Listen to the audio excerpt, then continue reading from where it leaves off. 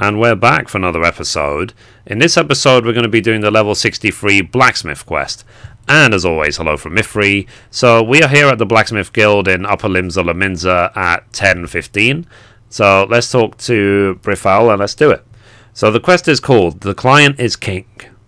Forge Master Brifal stares at you like a shipwrecked man who just spotted land.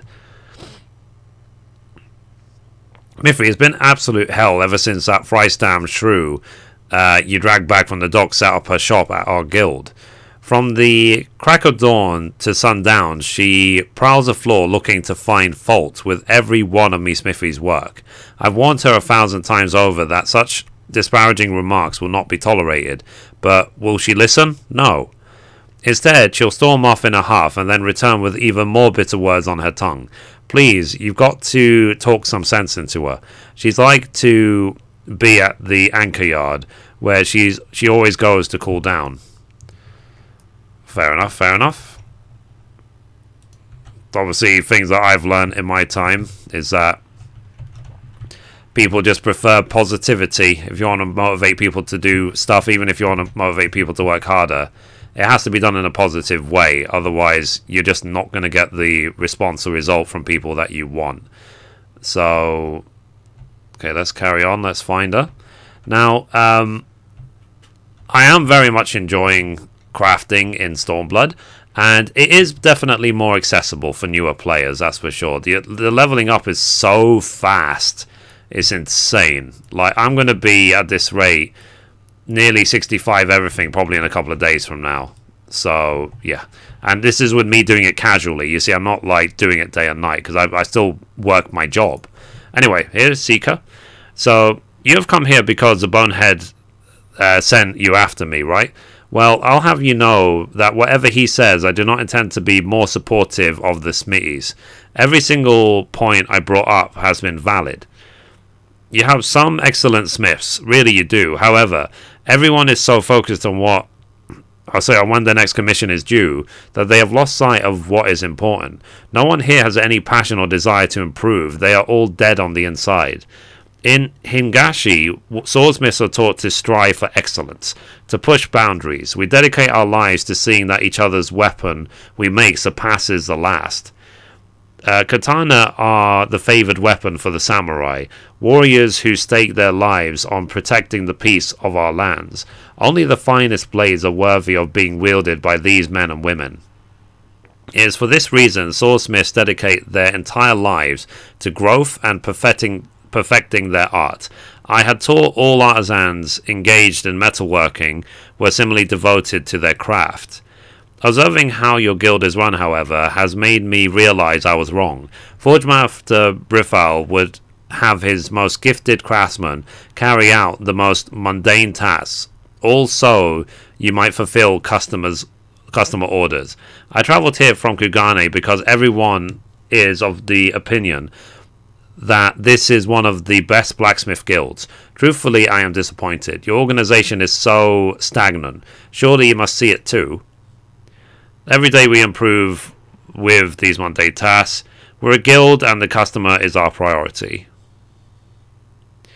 No, this is all wrong. Blacksmiths cannot refine their skills by mindlessly repeating the same task day in and day out. Your guild needs to change, and I am going to prove it to you. Okay. I mean, I understand her point of view. It's not a terrible point of view, you know. She just wants what's better. Like, the mistake she's making is she's trying to do it by force rather than by reason. And that very, very rarely works. And even if it does work, you're not going to win anything, you know. People are just not going to like you.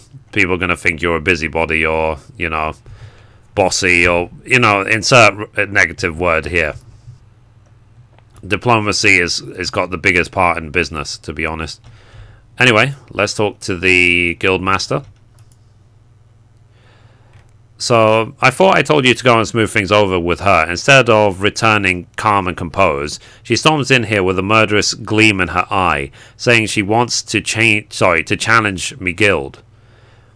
It's me against one of yours, she says. You're to assign both of us to the next order you receive, and the smithy who makes the better item is the winner. So that's what's that's what that was all about. But perhaps I'm looking at this the wrong way. This is a perfect opportunity for us, for you to put her in her place.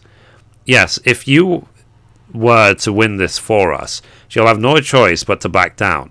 Ha! And as luck would have it, the latest order has come in from 2 people you know personally.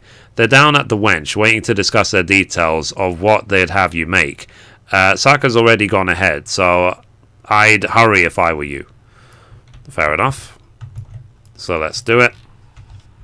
Now, the good thing about these quests as well is that, 1, they give you the items you need for the craft. So I guess all you really need is crystals or shards.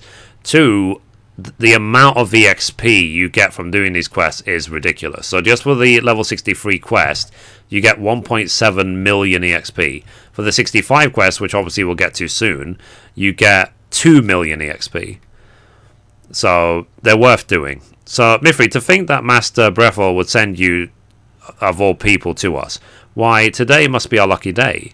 This is the first true break I've been afforded since being promoted to Apprentice Squire, and I decided to come here to thank your guildmaster in person for his services, but that's not all. Lately, each new mission I'm dispatched on takes me further from the city than the last, and I'm forced to leave from Mundane on his own for extended periods of time. He, however, has not a weapon with which to defend himself in my absence. As such, I would have a sword forged for him. Make sense? What? A contest? While I'm not adverse to the idea, this is the first I'm hearing of it. In fact, the girl you mentioned, Seka, never came this way. Perhaps she thought the general request we sent to your guild was enough, and has already begun working on a blade? Well, whatever the case may be, I look forward to seeing you work your usual magic. Now, from Mundane, tell Mithrie what kind of weapon you would have her make. Mistress Menethil, it's a pleasure to see you again. As for the blade, I believe a short sword would suit me best. I've grown weak in my old age, and anything heavy is like to be more of a hindrance than help. Yes, the lighter the short sword, the better. We've already paid the fee for your services to Master Brethel, and have in addition agreed to provide you with materials. While we are still far from wealthy, money is not as tight as it once was. If there is anything at all you should require, please do not hesitate to ask. Oh, and since this is a competition, once you've finished, perhaps you should take the blade to Ford Master Brethel. After you've received his approval, we'll appraise the 2 weapons side by side. So to proceed with the quest, use the materials provided by Larice to craft a high-quality Featherlight short sword. Should your synthesis efforts prove unsuccessful, speak with Larissa once again to receive another set of materials. To begin the crafting process, select logs from the main menu, followed by crafting logs. Next, select special recipes from within the requisite crafting discipline. Then locate the desired recipe. Cool. Right. So we are going to make a Featherlight. So let's do it. Featherlight short sword. That's the one. So let's do it. 63. Yep, that's the one. So synthesis. And again, we will use our trusty macro, which I have published online already, in case you want to know which one it is. For this macro, you need to make sure you have at least 450 CP. It seems like a lot of CP, but towards level 70 it won't be. And also as well, because it uses basic and precise touches, it's guaranteed result. Whereas if you rely on hasty touches, then it's not guaranteed at all. Okay. So far so good.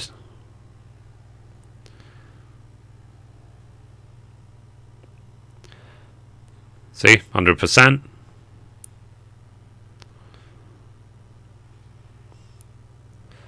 So we got this in the bag. I mean, the craft actually, the macro finishes with 7 Careful Synthesis 2s. We only needed 4. Okay, so deliver this short sword to Brifal, and then we will see about finishing the quest. So far so good, that's for sure. And I will try and get all of these quests done before I move on to the, obviously, 65 quests. And I need to do the same for the Gatherers as well. It's just nice this time to get it all done now, rather than trying to get it done when I'm 70 everything. So did you finish? It better be nothing less than perfect, Mithrie. If we lose this, you'll become even more intolerable, and we are as good as doomed. So let's hand over the Featherlight short sword. Obviously, high quality is required. So, this is a fine short sword as any I've seen. Really light and easy to handle. The girl hasn't a cat's in hell chance of winning this. Now, let's bring her and our clients in, shall we?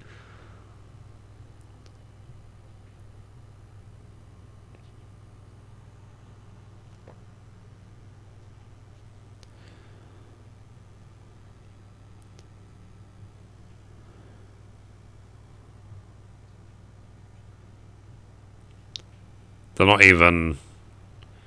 Both are magnificent weapons, but one is head and shoulders above the other. Mistress Menethil, your handiwork never fails to impress me. It would be my honor to wield your blade. But why? Her sword is flimsy and weak compared to mine. Added to that, mine has superior edge and is more aesthetically pleasing. Madam, as you can see yourself, I am but a frail old man. Yours, while beautiful, is far too heavy for me.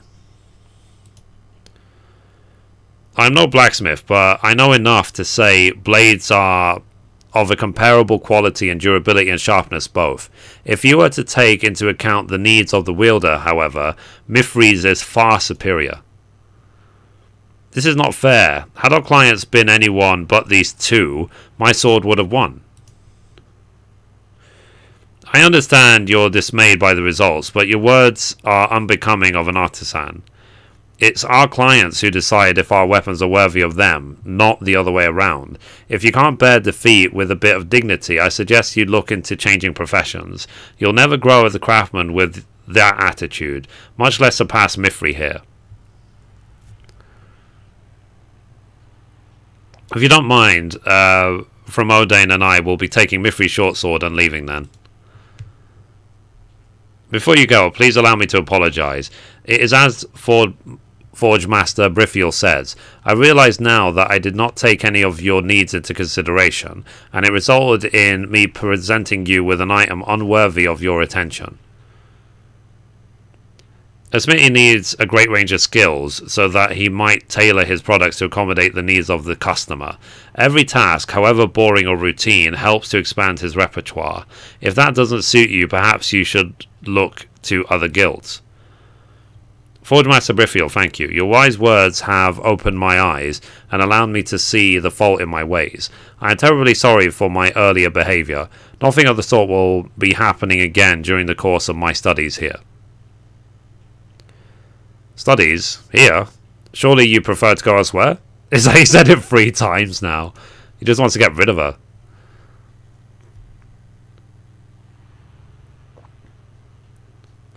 So, not at all. I'm quite certain whatever the other places have to offer would not even come close to what I can gain by observing Mistress Mithrie.